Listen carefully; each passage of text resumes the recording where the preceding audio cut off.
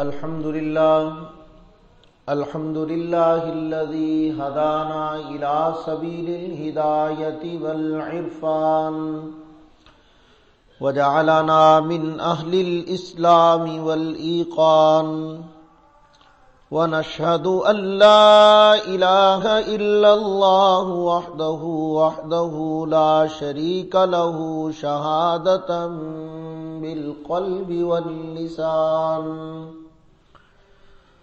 ونشهد أن سيدنا وسندنا وحبيبنا وإمامنا ومرشدنا ومخدومنا وشفيعنا وكريمنا وأفضلنا وأكملنا وأجملنا وحبيبنا وحبيب ربنا وطبيبنا وطبيب قلوبنا ومولانا محمدا عبده ورسوله الذي عرفنا ما يدخلنا الجنان وعلى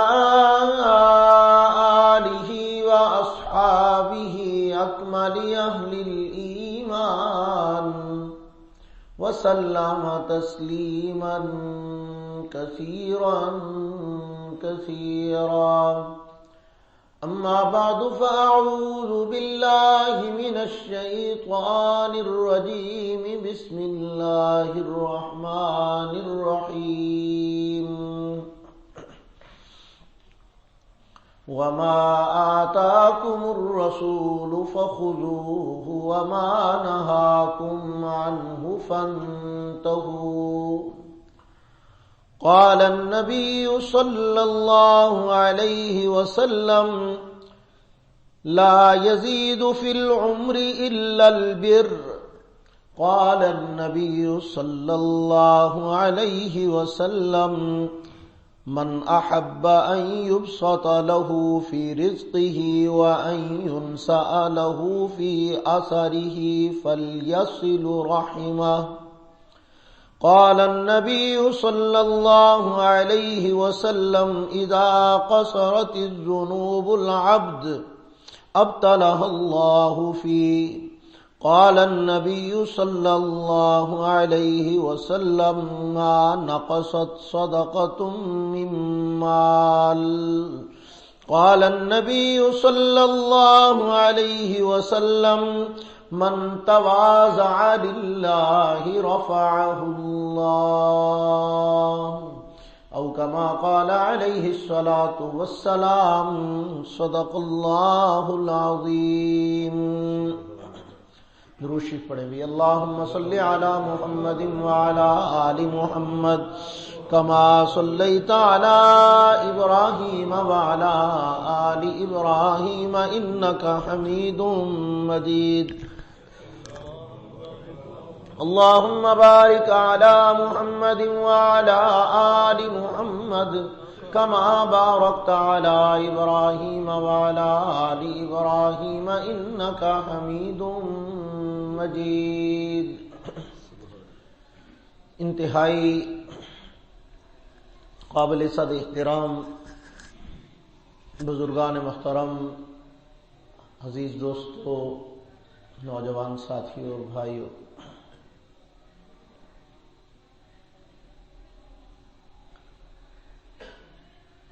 انسان اپنی زندگی میں دو چیزوں کو بہت زیادہ اہمیت دیتا ہے. ایک اپنی صحت اور تندرستی، اور دوسرے نمبر پر مال اور دولت. وہ سمجھتا ہے کہ زندگی کا مزہ، زندگی کا رنگ، زندگی کی زینت اور رونق انہی دو چیزوں کے ساتھ ہے. اور دیکھا جائے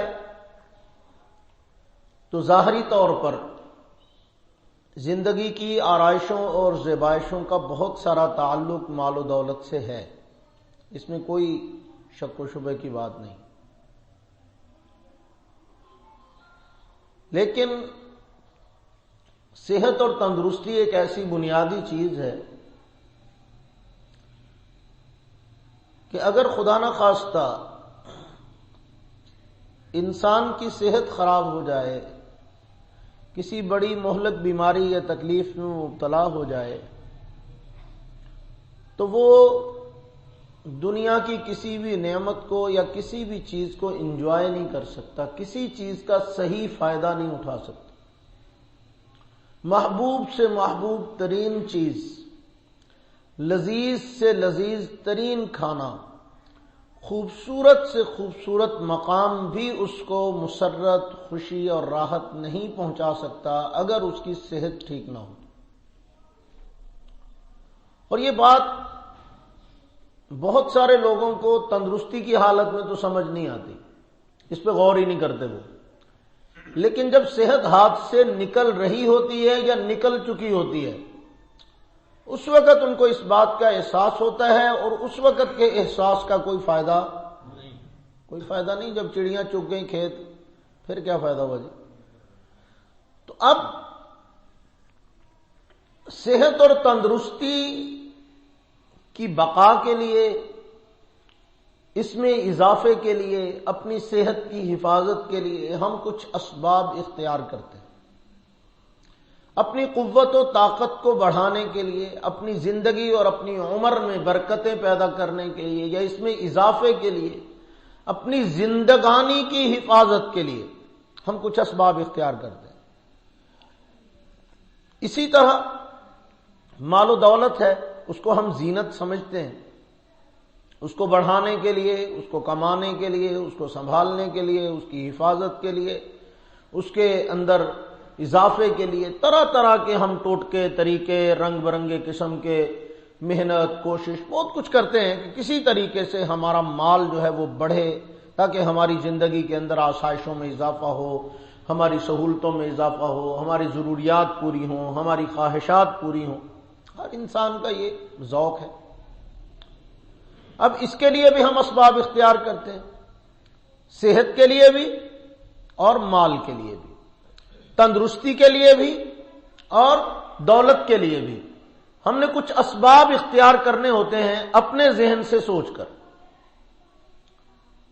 میں آج کی گفتگو میں صرف آپ کو ایک بڑی پتے کی اور بنیادی چیز بتانا چاہتا ہوں، اللہ کرے آپ کو سمجھ آ جائے کہ ایک اس کے وہ اسباب ہیں جو میں نے اور آپ نے طے کر لیے ہیں اور ہم اس کے لیے کوشش کرتے ہیں، اور ایک ان دو چیزوں کے لیے وہ اسباب ہیں جو اللہ اور اس کے رسول نے مقرر کر دیے ہیں، جن کو ہم چھوڑ چکے ہیں۔ یعنی صحت اور تندرستی میں، زندگی میں اضافے اور حفاظت کے لیے ہم جو اسباب اختیار کرتے ہیں وہ کیا ہیں؟ اچھی غذا کھاؤ، طاقتور چیزیں کھاؤ، فروٹس استعمال کرو، اچھے سے اچھا گوشت کھاؤ، نفیس قسم کی اور قیمتی غذائیں استعمال کرو، طاقتور قسم کے مقویات اور کشتاجات استعمال کرو، بیمار ہو جاؤ تو اچھی سے اچھی دوائی لو، یہی مطلب ہے نا۔ تو جب ہم اپنی صحت کے لیے یہ سارے اسباب اختیار کرتے ہیں، تو کیا ہم نے کبھی ایک لمحے کے لیے سوچا ہے کہ اس صحت کی بقا کے لیے اور اس تندرستی کی حفاظت کے لیے، اس عمر میں برکت کے لیے اللہ کے نبی نے کون سا نسخہ تجویز فرمایا ہے؟ اس کی طرف ہم نے کبھی خیال ہی نہیں کیا۔ پوچھنا تو بہت دور کی بات ہے نا، کبھی سوچا ہی نہیں کہ ایسا کوئی نسخہ ہے جو اللہ کے نبی نے بتایا ہو کہ ایسے کر لو تو تمہاری صحت میں، تمہاری زندگی میں، تمہارے مال میں، تمہاری عمر میں برکتیں ہو جائیں گی۔ اسی طرح مال کے لیے ہم کتنے رنگ برنگے کام کرتے ہیں۔ کوئی فیکٹری بنا لیتا ہے، کوئی دکان بنا لیتا ہے، کوئی جاب کر لیتا ہے، کوئی کاروبار لانچ کر لیتا ہے، کوئی بزنس کرتا ہے، کوئی کوشش کرتا ہے، کوئی کھیتی اگاتا ہے، کوئی باغ لگاتا ہے، کوئی پانی دیتا ہے، کوئی کھاد ڈالتا ہے، کوئی ٹرانسپورٹ چلاتا ہے، کوئی کچھ کرتا ہے، کوئی مینوفیکچرنگ کرتا ہے، کوئی چیز بناتا ہے، کوئی بیچتا ہے، کوئی سیل مینی کرتا ہے۔ یعنی ہر کوئی اپنے اپنے شعبے میں لگا ہوا ہے۔ مقصد کیا ہے کہ کسی نہ کسی طرح سے میرے مال میں اضافہ ہو، مال میں برکت ہو، مال بڑھ جائے۔ تو وہ سارے نسخے استعمال کر لیتا ہے مال بڑھانے کے، جو اس نے خود سے طے کیے ہیں، جو اس کے دماغ نے اسے بتائے ہیں کہ ایسے مال بڑھے گا، وہ کہتا ہے ٹھیک ہے۔ جو اس کو محلے والے آ کے بتائیں کہ ایسے بڑھے گا اس کو اختیار کر لیتا ہے، جو اس کو چودھری بتائے کہ ایسے بڑھے گا اس کو اختیار کر لیتا ہے، جو اس کو کوئی دولت مند یا لینڈ لارڈ بتائے کہ ایسے مال بڑھے گا فوراً اس پہ عمل کرنے کی کوشش کرتا ہے کہ یار اس نے کہا ہے یہ والا کام آج کل بڑا ان ہے، یہ کر لو تو جناب وارے نیارے ہو جائیں گے، مہینے میں اتنے لاکھ کماؤ گے، فلاں میں اتنا کماؤ گے۔ وہ پورا شیخ چلی والا حساب و کتاب ایک ہی دن میں لگا لیتا ہے کہ ایک دن میں اتنے، ہفتے میں اتنے، مہینے میں اتنے، سال میں اتنے، اور لے آ گئی لینڈ کروزر، بھائی کمال ہو گئی۔ تو شیخ چلی والا پورا حساب و کتاب ایک ہی دن میں کام شروع کرنے سے پہلے لگا لیتے۔ دماغ کہے تو مان لیتے ہو، کوئی ماہر تجربہ کار کہے تو مان لیتے ہو، کوئی بزنس مین آپ کو مشورہ دے تو مان لیتے ہو، کوئی موٹیویشنل سپیکر آپ کو بتائے تو مان لیتے ہو، کوئی آپ کو علاقے کا بندہ مخلص آپ کو مشورہ دے تو مان لیتے ہو۔ عجیب بات ہے، اللہ کے نبی آپ کو ایک بات بتا کے گئے ہیں کہ اس طرح سے مال میں اضافہ ہوتا ہے، وہ نہیں مانتے ہیں۔ ہم پکے مومن، ویسے رجسٹرڈ قسم، اس میں کوئی شک نہیں ہے کہ ہیں ہم پکے مومن، ہم نے رجسٹری کروائی ہوئی ہے، ہم نے نادرا کے فارم میں لکھوایا ہے باقاعدہ گورنمنٹ کے کاغذوں میں کہ ہم مسلمان ہیں۔ ایسے پکے مومن ہیں کہ سارے جہان کی باتیں مان لیتے ہیں، اپنے خیالات کی باتیں مان لیتے ہیں، اپنے دل کی باتیں مان لیتے ہیں، اپنے دماغ کی مان لیتے ہیں، اللہ کے حبیب کی بات نہیں مانتے۔ دو نسخے لے کے آیا ہوں آج کی اس گفتگو میں آپ کے لیے، ایک تندرستی کے اندر اضافے کا، عمر میں اضافے کا، زندگی میں اضافے کا، اور دوسرا نسخہ مال میں برکت اور اضافے کا۔ چاہیے کہ نہیں چاہیے؟ نہیں چاہیے کہ نہ صحیح کو اور تقریر کر لینے آپ۔ اگر آپ کو ضرورت ہے تو پھر بتا دیتے ہیں، کیوں بھئی عمل کرو گے؟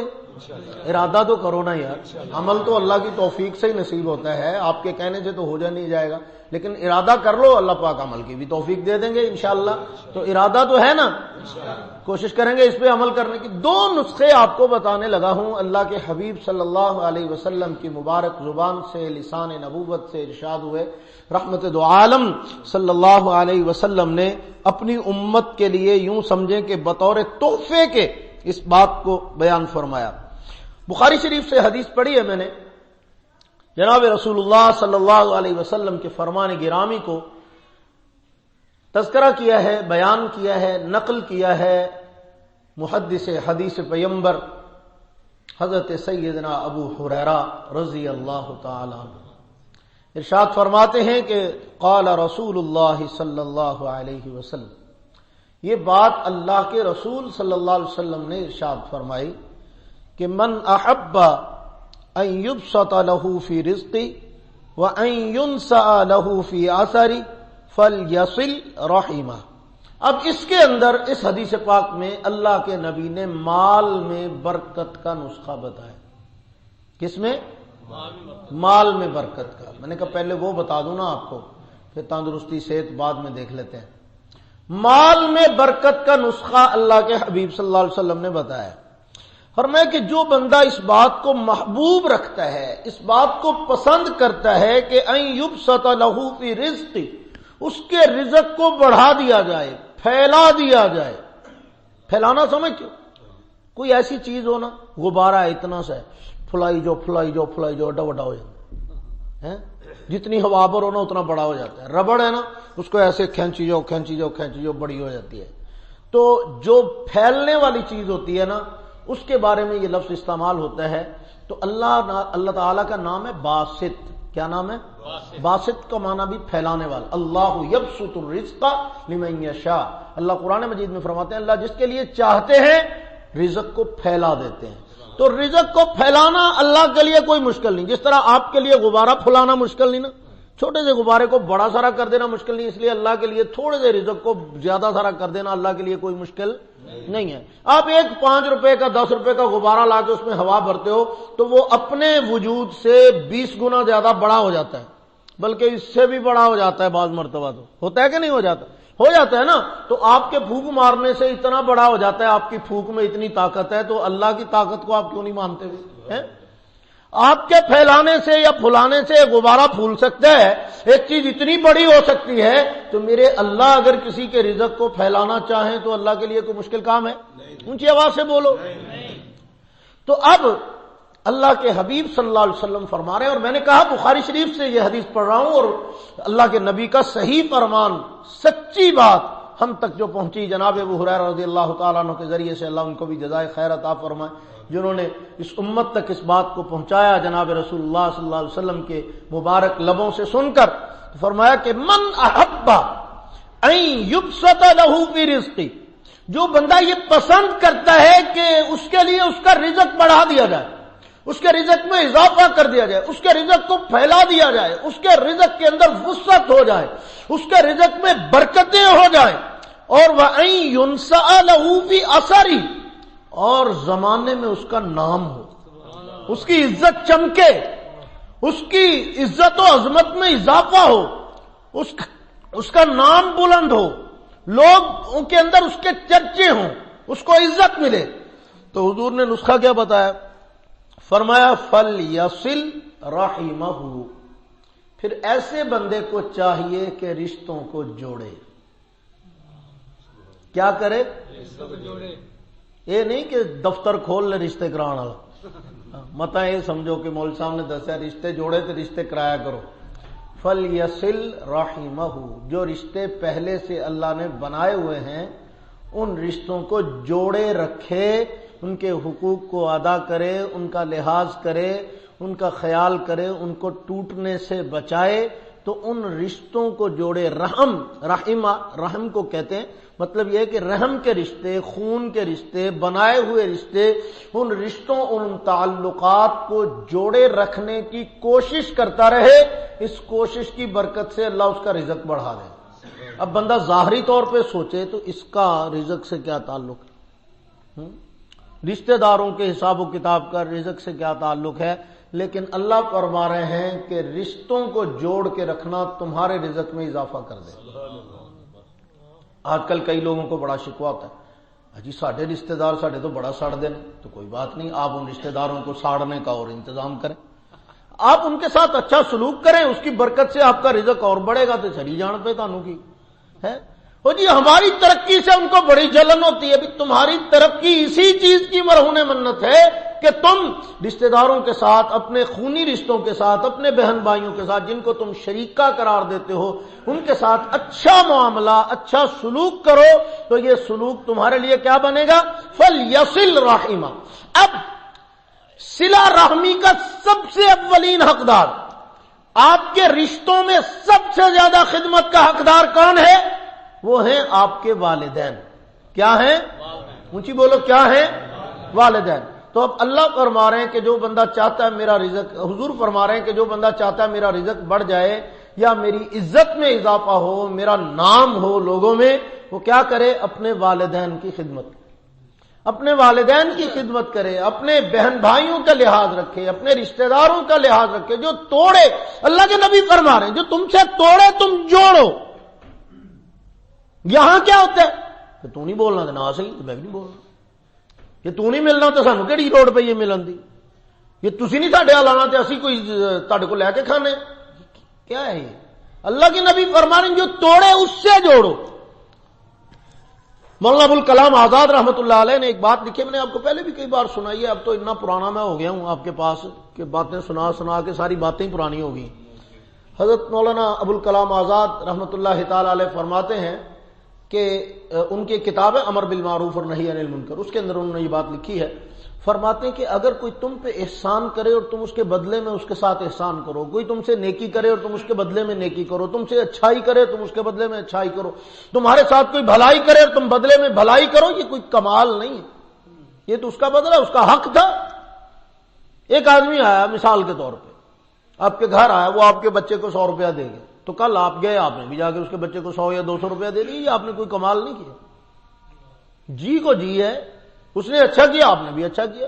ایک آدمی آپ کے گھر آیا، آتے مٹھائی کا ڈبہ لے کے، آپ بھی جاتے ہوئے کیک لے گئے، تو یہ آپ نے کوئی جناب حاتم تائی کی قبر پہ ایٹم بم نہیں پھوڑا، کوئی کمال نہیں کیا آپ نے۔ جس نے آپ کو اچھا کیا آپ نے اس کے ساتھ اچھا کیا، کسی نے آپ کو گفٹ دیا آپ نے اس کو دے دیا، کسی نے آپ کو ادب سے بلایا آپ نے بھی اس کو ادب سے بلایا، کسی نے آپ کو ہاں جی کہا آپ نے جواب میں ہاں جی کہہ دیا، کسی نے السلام علیکم کہا آپ نے جواب میں وعلیکم السلام کہہ دیا، تو اس کا حق ہے۔ آپ نے اس میں ایکسٹرا کون سا کمال دکھایا جی؟ تو مولانا آزاد رحمۃ اللہ علیہ فرماتے کمال تو یہ ہے کہ وہ گالی دے اور تم دعا دو. کمال یہ ہے. حوصلہ تو یہاں پتہ چلتا ہے نا کہ کوئی تمہارے گریبان سے پکڑنے پہ جائے اور تم اس کے ساتھ نرمی سے پیش آؤ. کوئی تمہارے راستے میں کانٹے بچھائے اور تم اس کے لیے راہیں آسان کرو, تم اس کی خیر خواہی کرو. کوئی تمہارے لیے برا چاہے اور تم اس کے لیے اچھا چاہو. یہ ہے شریعت کا مزاج, یہ ہے اللہ کے نبی کی تعلیم. یہاں آ کے پتہ چلتا ہے حوصلے کا. تو یہاں تو بڑوں کے حوصلے جواب دے جاتے, بڑوں کے حوصلے جواب دے جاتے. تو اگر تم چاہتے ہو کہ بھائی میرا اللہ رب العزت میرے لیے رزق کے اندر برکتیں پیدا فرما دے, اضافہ کر دے, رحمتیں عطا فرمائے, تو فرمایا فَلْيَصِلْ رَحِمَهُ, اپنے قریب کے رشتوں کے ساتھ صلہ رحمی کا معاملہ کرو, اور رشتوں کو جوڑے رکھو, اپنے والدین کی خدمت کرو.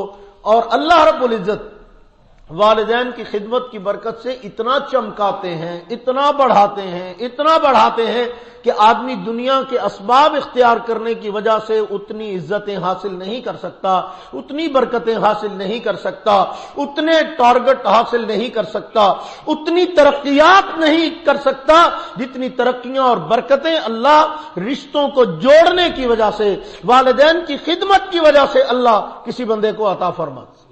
اور یہ مشاہدے اور تجربے کی بات ہے, آپ بھی کر کے دیکھ لیجیے. اپنے والدین کے سامنے جھک کے ذرا, ہوں ابا ساڈے نال پیش ہی انج آندا تے اسی پھر انج تے وہ کنج ابے دیاں ساریاں سنی جائیے, لے ٹھیک ہو گیا, کمال. قرآن نے کیا کہا ہے؟ قرآن نے کہا کہ ایسے جیسے جانور اپنے پرندہ پر بچھا کے کسی پرندے کو اگر شکار کرے نا تو اس کی ٹانگ پہ کوئی چیز لگ جائے یا اس کے پر پہ لگ, تو وہ ایک دفعہ زمین پہ ایسے گر جاتا ہے, اس کے دونوں پر نا ایسے زمین پہ بچھ جاتے ہیں, بالکل بچھ جاتے ہیں. تو اللہ نے قرآن میں جو بات کہی ہے نا, اس کا بالکل یہی معنی مفہوم ہے کہ جب تم والدین کے سامنے آؤ, اف ولا تنہرہما وقل لہما قولا کریما, ان کے سامنے اف بھی نہ کرو, ان کے سامنے تمہاری زبان سے اف بھی نہ نکلے, بلکہ اپنے دونوں پروں کو ایسے بچھا دو جیسے تم ان کے سامنے بے جان ہو گئے. تو ہم ساری طاقت و قوت کا مظاہرہ والدین کے سامنے کرتے ہیں. آج کل تو قیامت کی نشانیاں ظاہر ہو رہی ہیں, ماں باپ کو مارا جاتا ہے, سکی مائیں آ کر شکایت کرتی ہیں میرا بیٹا مجھے تھپڑ مارتا ہے. کتنے لوگ ایسے, کیا بتاؤں آپ کو. ایک خاتون فون پہ ایک دن رو رو کے کہہ رہی تھی کہ میرا بیٹا مجھے تھپڑ مارتا ہے, میرے آگے بدتمیزی کرتا ہے. اپنی اولاد جب ماں کے سامنے اس انداز سے پیش آنے لگے, باپ کے سامنے کھڑی ہونے لگے, تو اللہ کا عذاب نہیں آئے گا تو اور کیا ہوگا. تو علماء فرماتے ہیں اللہ ہر چیز کا ادھار کر لیتے ہیں سوائے اس کے, والدین کی نافرمانی کا اللہ ادھار نہیں کرتے. جو والدین کا نافرمان ہے اللہ اس کو دنیا میں ذلیل اور رسوا کر کے دکھاتے ہیں, آخرت میں جو اس کے ساتھ ہوگا سو ہوگا. تو اس لیے الیصل رحیمہ, جب تم نے رشتوں کو جوڑا, آپس میں تعلقات کو بہتر بنایا, آپس کے اندر جوڑ پیدا کیا, جب تم نے اپنے قریبی رشتوں کے حقوق کی ادائیگی کا لحاظ کیا, تو کاغذوں میں کیا سمجھا, لے عید کی بہن نو سوٹ بھی لے کے دیتا ہے, عید کی بھائی کو یہ بھی لے کے دیا, چھوٹے بھائی کو یہ بھی دینا پڑا, فلاں کو اس کے دوائی کے پیسے بھی ہمیں دینے پڑے, وہ اسپتال داخل ہو گیا, لے ان کے پاس تو ہی کچھ نہیں تھا, ہمیں سارا خرچہ کرنا پڑا, فلاں کا یہ ہو گیا, ہمیں یہ کرنا پڑا. اگر تو آپ کاغذوں میں حساب لگائیں گا نا تو یہ لگے گا کہ یہ آپ کے مال میں سے اتنے نکل گئے, اور اگر رسول اللہ والے کیلکولیٹر سے حساب لگائیں گے تو مطلب یہ ہے کہ اس کے بدلے میں 1000 گنا برکتیں آپ کے خزانے میں اللہ نے شامل کر دیں, جو آپ کو آنکھوں سے نظر بھی آئیں گی, لیکن شرط یہ ہے کہ خوش دلی سے خرچ تو کرو, خوش دلی سے خرچ تو کرو. یہ میں چند دن پہلے ایک جملہ پڑھ رہا تھا, کسی نے بڑا شیئر کیا ہوا تھا جگہ جگہ پہ سوشل میڈیا پہ, کہ ایک خاتون تھی, اس کا بھائی انتقال کر گیا, بھائی فوت ہو گیا اس کا. تو اب جب جنازہ اٹھانے کا ٹائم آیا نا تو اس خاتون نے ضد شروع کی کہ میں نے جنازے کے ساتھ جانا, میں نے جنازے کے ساتھ جانا. تو انہوں نے کہا پاگل ہیں تو, بڈیاں نہیں جنازے نال جانی, انہوں نے کہا نہیں میں تو جانا ہے. اب جناب اتنی ضد کرنے کے بعد بالآخر انہوں نے کہا اب کیا کیا جا سکتا, اب یہ ضد پہ آ گئی ہے, تو وہ جنازے کے ساتھ ساتھ چلی گئی, جنازہ پڑھا گیا. جب تدفین ہو گئی, قبر میں اتار دیا گیا, تو قبر پہ کھڑی ہو کے کہتی ہے یا اللہ 40 سال اس نے مجھے میرے باپ کی وراثت میں حق سے محروم رکھا, آج یہ تیرے پاس آ گیا, دنیا کی کسی عدالت نے مجھے انصاف نہیں دیا, آج یہ تیری عدالت میں ہے، میں اپنا کیس تیرے حوالے کرتی ہوں، یہ جانے اور تو جانے۔ السلام علیکم۔ سکی بہن ہے قبر پہ کھڑے ہو کے یہ کہہ کے جا رہی ہے، کیوں؟ اسی لیے کہہ کے جا رہی ہے نا کہ آپ نے اس کا حق نہیں دیا۔ کیوں اپنی آخرت مشکل کر رہے ہو؟ چند ٹکوں کے لیے جو آپ نے چھوڑ کے چلے جانے، اس اولاد کے لیے جس نے پتہ نہیں تیری قبر پہ فاتحہ بھی پڑھنی ہے کہ نہیں، ان کے لیے یہ جنگ لڑ رہے ہو۔ اپنی آخرت کو مشکل کرتے ہوئے اللہ کی عدالت میں خود کو مجرم بنا لیتے ہو۔ تھوڑی سی جگہ، تھوڑی سی کیا اوقات کیا ہے؟ اور یار تھوڑا سا پیچھے مڑ کے دیکھو تو صحیح، جن کے پاس محلات تھے، جن کے پاس بینک بیلنس تھے، جن کے پاس کاریں، کوٹیاں، دولتیں تھیں، وہ یہاں پڑے ہوئے ہیں، وہ قبروں میں گئے ہوئے ہیں۔ وہ سارے محلات چھوڑ کے چلے گئے، کسی کا سرے محل ہے، کسی کا فلاں محل ہے، کسی کا وہ محل ہے، کسی کا یہ محل ہے، کسی کا دبئی میں ہے، کسی کا کینیڈا میں ہے، کسی کا ادھر ہے، کسی کا ادھر ہے۔ تو سارے محلات اور ماڑیاں چھوڑ کر ایک دن مر جانا ہے، اپنی آخرت مشکل کر کے مر جانا، یہ کون سا کمال ہے؟ تو اللہ کے نبی صلی اللہ علیہ وسلم ہمیں نسخہ بتا کے گئے مال کو بڑھانے کا، اپنے مال میں اضافے کا، کہ فَلْيَصِلْ رَحِمَهُ، صلہ رحمی کرو اپنے رشتہ داروں کے، اپنے قریبیوں کے، بہنوں بھائیوں کے، اپنے والدین کے، اپنے اولاد کے، اپنے متعلقین کے، اپنے قریبی رشتوں کے حقوق کو صحیح طرح سے، جس طرح کہ اللہ کے نبی نے اور اللہ نے حکم دیا اس کے مطابق ادا کرتے رہو۔ اپنی طرف سے کسر نہ چھوڑو، بدلے کی امید ان سے نہ رکھو۔ نتیجے میں اللہ تمہارے مال میں برکتیں پیدا فرما دیں گے، تمہارے مال میں اضافہ کر دیں گے، پھیلا دیں گے تمہارے مال کو۔ اور میں نے مثال دی ہے کہ جس طرح تم چھوٹے سے غبارے کو اتنا بڑا کر دیتے ہو، میرے اللہ تمہارے اتنے سے مال کو اتنا بڑھائیں گے کہ تم تصور بھی نہیں کر سکتے۔ تو مال کو بڑھانے کا ایک نسخہ تو اللہ کے نبی نے یہ بتایا کہ صلہ رحمی کرو۔ کرو گے کہ نہیں کرو گے؟ اور دوسرا نسخہ اللہ کے حبیب صلی اللہ علیہ وسلم نے جو بتایا وہ یہ فرمایا، ما نقصت صدقۃ من مال، صدقہ کرنے سے مال کم نہیں ہوتا۔ اب دنیا کا کوئی کیلکولیٹر ایسا ایجاد نہیں ہوا کہ جو صدقے کے مال کو مائنس کرنے سے منع کر سکے، کہ آپ کے پاس 10 لاکھ روپے ہے، آپ نے اس میں سے 10,000 صدقہ کر دیا، تو اب وہ 10 لاکھ کو آپ کسی کیلکولیٹر پہ لکھیں کہ 10 لاکھ تھا میرے پاس، میں نے 10,000 اس میں سے صدقہ کیا، پیچھے کتنے بچے؟ تو آپ کو ہر کیلکولیٹر یہی جواب دے گا 9,90,000۔ کیوں بھائی؟ یہی جواب ہوگا نا۔ لیکن اللہ کے نبی کا جواب کیا ہے؟ ما نقصت صدقۃ من مال، فرمایا جو مال صدقے کی نیت سے تم نے نکالا نا، اس نے تمہارے مال میں سے کچھ بھی کم نہیں کیا، کچھ مائنس نہیں ہوا۔ اب دنیا کا ہر کیلکولیٹر جھوٹ بول سکتا ہے، اللہ کے حبیب صلی اللہ علیہ وسلم کی زبان غلط نہیں کہہ سکتی۔ تو یہ بات آزما کے تو دیکھو، اللہ کے راستے میں خلوص نیت سے دیا ہوا صدقہ مال کو گھٹاتا نہیں ہے، بلکہ مال کو کیا کرتا ہے؟ بڑھاتا ہے۔ لیکن ہمارا دماغ کیا کہتا ہے؟ نہیں نہیں، یہ صدقے دین لگے مولویاں دے کہتے تھے سر گیا بھائی، پھر آپ کی تو کھاواں گے۔ یہی تو تمہیں پتہ نہیں کہ آپ پہلا بھی اللہ کو ہی کھا رہے ہیں تو مڑ کے بھی اللہ کو ہی کھاواں گے۔ یہ دماغ پتہ نہیں سگنل صحیح کیوں نہیں دیتا، اتنی بات کیوں سمجھ نہیں آتی کہ پہلے بھی اللہ ہی کھلا رہے تھے اور بعد میں بھی اللہ ہی کھلائیں گے۔ تو حضور فرما رہے صدقے سے مال کم نہیں ہوتا، دیکھ تو دیکھو، آزماؤ تو صحیح۔ ہر بندے کے کہنے پہ انویسٹمنٹ کر لیتے ہو، اللہ کے نبی کے کہنے پہ بھی کر کے دیکھو۔ تھوڑا سا مال صدقے کی نیت سے اللہ کے راستے میں لگا کے دیکھو، دنیا میں بھی اس کی برکتیں اور آخرت میں بھی، اور کتنی برکتیں۔ حدیث پاک میں آتا ہے قیامت کے دن ایک بندہ اللہ کی بارگاہ میں آئے گا، اللہ تعالیٰ اس کے نامہ اعمال کا وزن کرنے کے لیے فرشتوں کو حکم فرمائیں گے کہ اس کی نیکیوں کو ترازو میں رکھ کے تولو۔ یہ صحیح حدیث پڑھ رہا ہوں آپ کے سامنے کہ ترازو میں رکھ کے اس کے نامہ اعمال سے وزن کو تولو، کتنا ہو گیا؟ تولا جا رہا ہوگا تو فرشتے جواب میں عرض کریں گے کہ یا اللہ اس کا یہ فلاں فلاں چیزیں رکھ دی، کچھ رہ تو نہیں گیا؟ تو اللہ فرمائیں گے وہ جو سامنے ایک بڑا سارا نیکیوں کا پہاڑ نظر آ رہا ہے نا، یہ اٹھا کر اس کے نامہ اعمال میں رکھو، یہ بھی اسی کا ہی ہے۔ تو وہ جو گناہگار امتی ہوگا وہ اللہ کی بارگاہ میں عرض کرے گا کہ یا اللہ آپ سے مجھے اس طرح کے مذاق کی توقع نہیں ہے کہ آپ بھی کوئی اس طرح مذاق کر سکتے ہیں اپنے بندے سے۔ بھلا اللہ فرمائیں گے کہ کس بات کا مذاق ہو؟ تو وہ عرض کرے گا کہ یا اللہ یہ مذاق ہی تو ہے کہ اتنا بڑا نیکیوں کا پہاڑ، اتنا مال تو میں نے کبھی زندگی میں دیکھا بھی نہیں، تو خرچ کرنا تو بہت دور کی بات ہے، تو آپ یہ سارا مال خرچ کرنے کا ثواب مجھے عطا کر رہے ہیں، یہ کہاں سے ہے؟ تو جواب ملے گا کہ تم نے ایک کھجور صدقہ کی تھی اللہ کے راستے میں۔ کیا کیا تھا؟ ایک کھجور اللہ کے راستے میں خلوص نیت کے ساتھ صدقہ کی تھی۔ فرمایا جب وہ میرے پاس پہنچی تو میں نے اس کو بڑھانا شروع کر دیا، گیا کہ تو نے انویسٹمنٹ کر کے تو بھول گیا، میں نے اس کو بڑھانا شروع کر دیا۔ فرمایا یہ تیرا وہی والا صدقہ ہے جو تو نے کیا تھا، میں نے بڑھا کے آج اس کو اتنا کر دیا، میں اس کی پرورش کرتا رہا، حدیث میں الفاظ ہیں اس کی پرورش کرتا رہا۔ اللہ فرماتے ہیں تیرے اس صدقے کی میں نے اتنی پرورش کی ہے کہ وہ بڑھتے آج پہاڑ جتنا ہو گیا، یہ سارا تیرا ہی ہے۔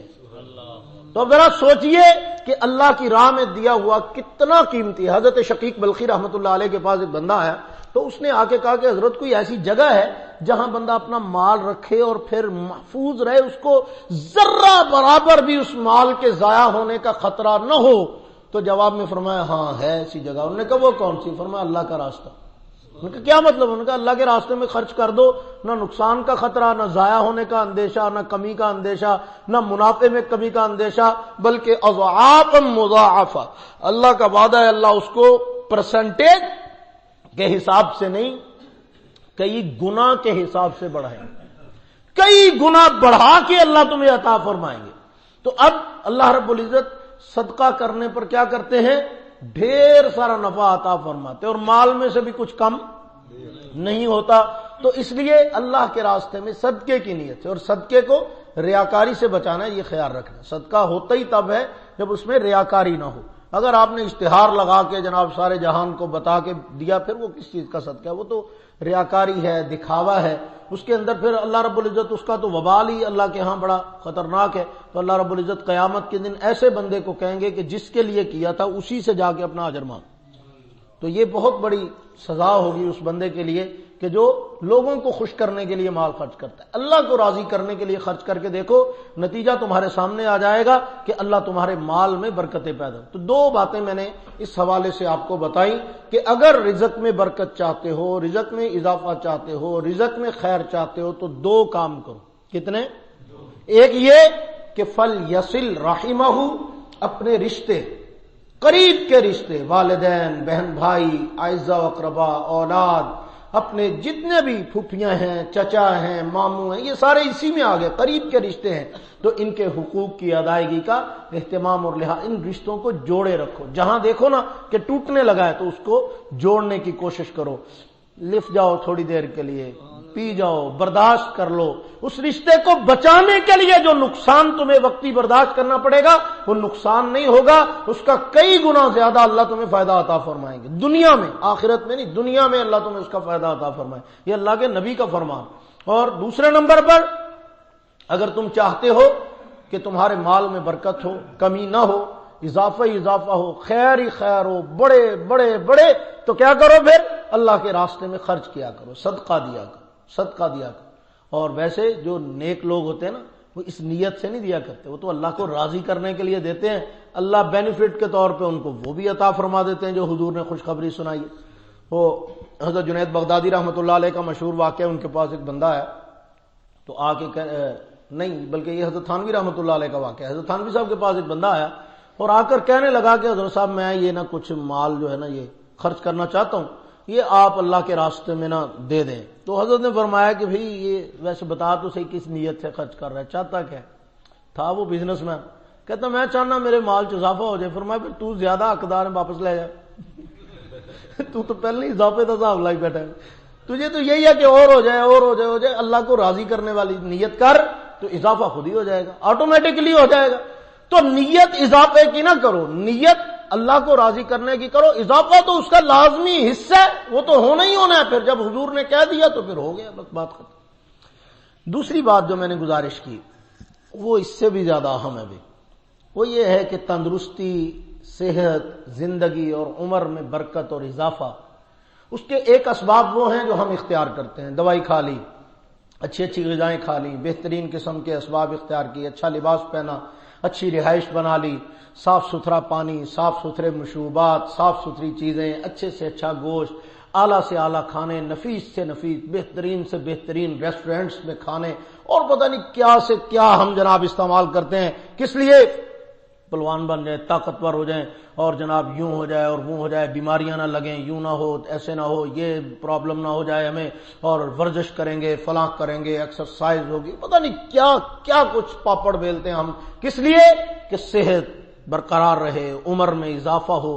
رحمت دو عالم صلی اللہ علیہ وسلم نے فرمایا لا یزید فی العمر الا البر، فرمایا کہ عمر میں کوئی چیز اضافہ نہیں کرتی سوائے نیکی کے۔ یہ کس کا فرمان ہے؟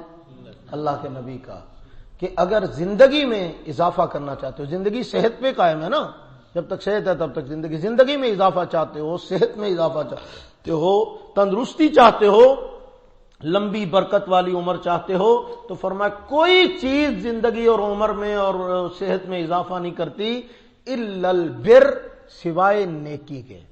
نیکی عمر میں اضافہ کرتی ہے۔ کمال نہیں ہے ویسے، ساری ڈشیں آج تک ہم نے استعمال کی ہیں صحت مندی کے لیے، کبھی نیکی والی ڈش استعمال نہیں کی اس نیت سے۔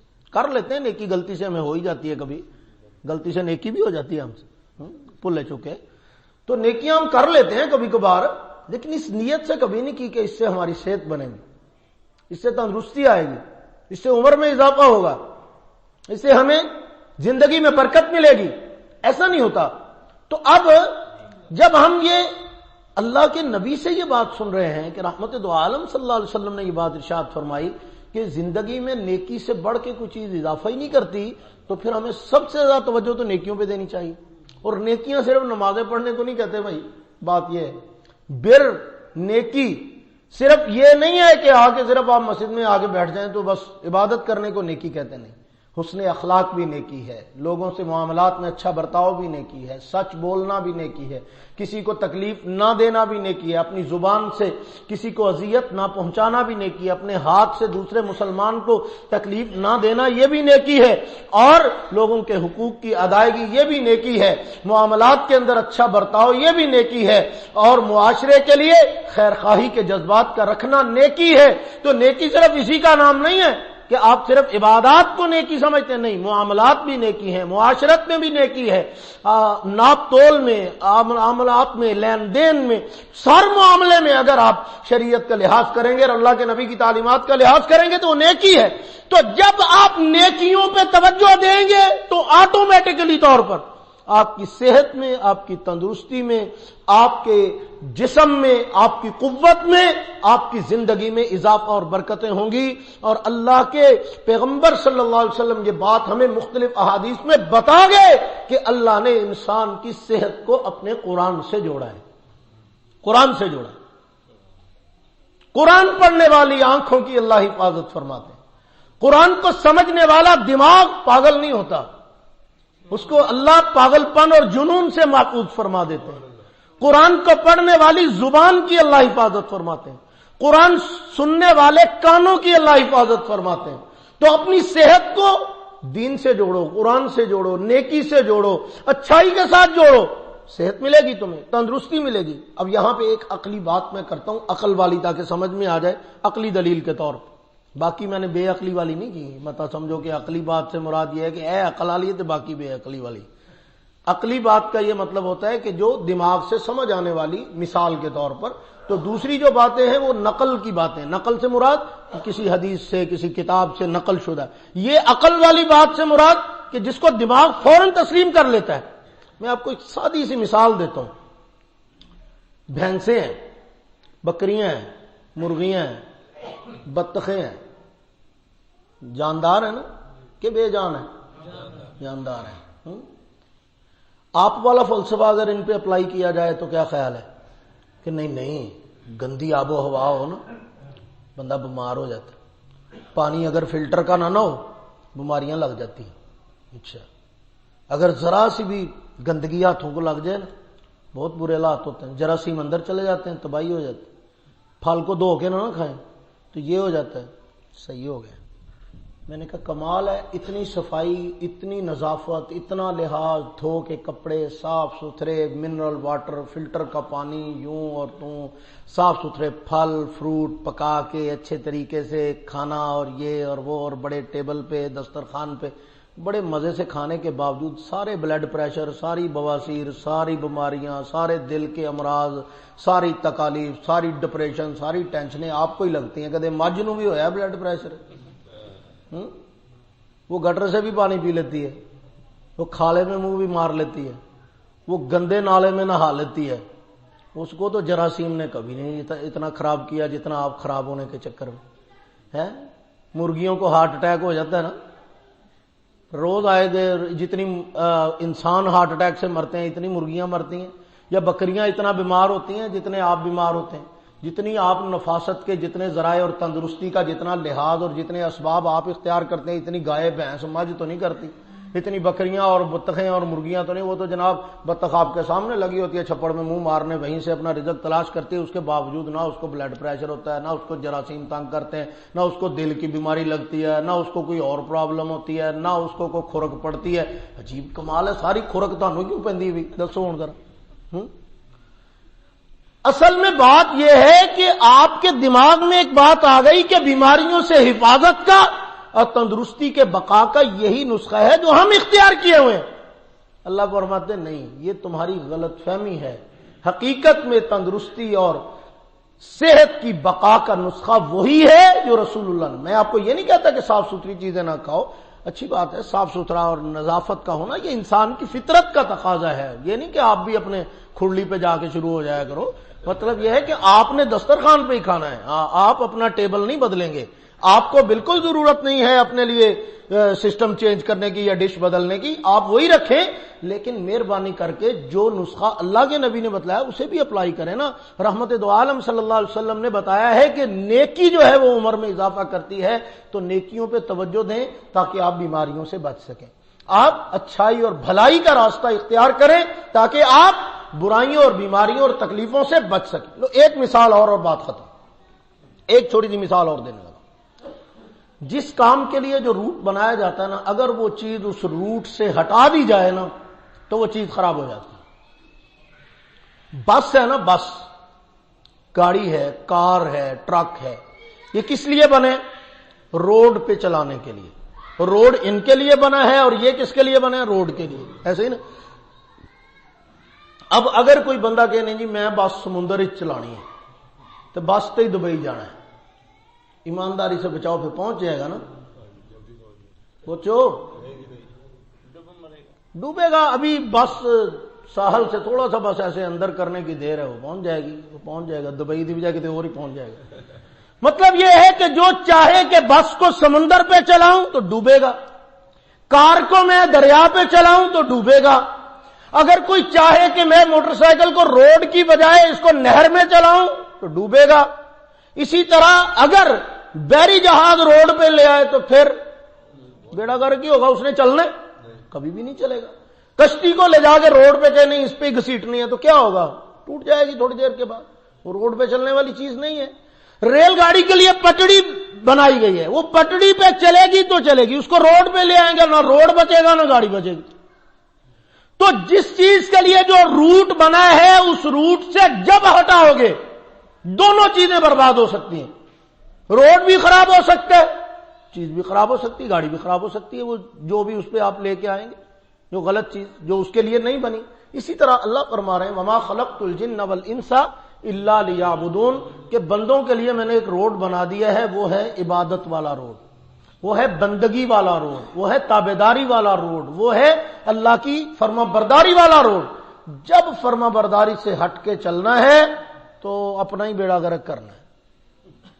آپ تابعداری والے روٹ کی گاڑی کو نافرمانی والے روٹ پہ چلائیں گے تو گاڑی ڈوب جائے گی. آپ اطاعت والے روٹ کی گاڑی کو اگر اللہ کی نافرمانی اور ناراضگی والے روٹ پہ چلائیں گے تو نتیجہ کیا ہوگا؟ وہ گاڑی کا بیڑا غرق ہو جائے گا. تو آپ اپنی زندگانی کو اگر آپ اللہ کے نبی کے حکموں کے خلاف طریقے پہ لے جاؤ گے تو یاد رکھو بربادی ہے، صحت کی بھی، ایمان کی بھی، اخلاق کی بھی، دنیا کی بھی اور آخرت کی بھی۔ اگر چاہتے ہو کہ ہم دونوں جہانوں کی بربادی سے اور تکلیف سے بچ جائیں تو اس کا بہترین نسخہ اللہ کے نبی جو بتا کے گئے وہ کیا ہے کہ اپنی زندگی کو بڑھانے کے لیے نیکی کا سہارا لو۔ اور کیسے لفظ ارشاد فرمایا لا یزید فی العمر الا البر، فرمایا کہ نیکی کے سوا کوئی چیز ہے ہی نہیں کہ جو تمہاری زندگی میں اضافہ کر سکے، یعنی واحد چیز جو تمہاری زندگی میں برکت پیدا کر سکتی ہے، اضافہ کر سکتی ہے، وہ صرف اور صرف نیکی ہے۔ اور ہم سارے اسباب اختیار کرتے ہیں، نیکیوں کے طرف توجہ نہیں دیتے، اللہ کی تابعداری کی طرف توجہ نہیں دیتے، فرما برداری کی طرف توجہ نہیں دیتے۔ تو آج سے یہ عہد کر کے جاؤ کہ ہم اپنی صحت کی بقا کے لیے، اپنی تندرستی میں اضافے کے لیے، اپنی عمر میں برکت کے لیے اللہ کو راضی کرنے والے اعمال کریں گے۔ کرو گے کوشش؟ لو جی، پوری گفتگو میں نے 3 باتیں آپ کو بتائی ہیں، 2 کاموں کے لیے 3 نسخے بتائے۔ کتنے؟ 3 نسخے۔ ایک آپ کو یہ بتایا کہ مال میں برکت چاہتے ہو تو آپس میں رشتوں کو جوڑو، ٹوٹنے سے بچاؤ، صلہ رحمی کرو، اپنے قریبی تعلق کے خون کے رشتوں کے حقوق کو ادا کرو، لحاظ کرو، ان کی خدمت کرو، خاص طور پہ والدین کی حد درجہ خدمت اور اطاعت اور فرما برداری کرو۔ دوسرے نمبر پر اگر مال میں بڑھوتری چاہتے ہو، اضافہ چاہتے ہو، برکت چاہتے ہو، ترقی چاہتے ہو تو کیا کرو؟ اللہ کے راستے میں خرچ کرنے کی عادت بناؤ، صدقہ کیا کرو، صدقے سے مال کم نہیں ہوتا۔ اور تیسرے نمبر پہ بتایا کہ تندرستی، صحت، عمر، زندگی میں برکت چاہتے ہو تو اللہ کے نبی نے فرمایا کہ کوئی چیز بھی نیکی کے سوا عمر میں اضافہ نہیں کرتی۔ تو نیکیوں پہ توجہ دو، یہ تمہیں صحت مند بنا دیں گی، تندرست بنا دیں گی، توانا بنا دیں گی، تمہاری زندگی میں برکتیں پیدا کریں گی۔ اللہ تعالیٰ سے دعا ہے اللہ پاک ہم سب کو عمل کرنے کی توفیق نصیب فرمائے۔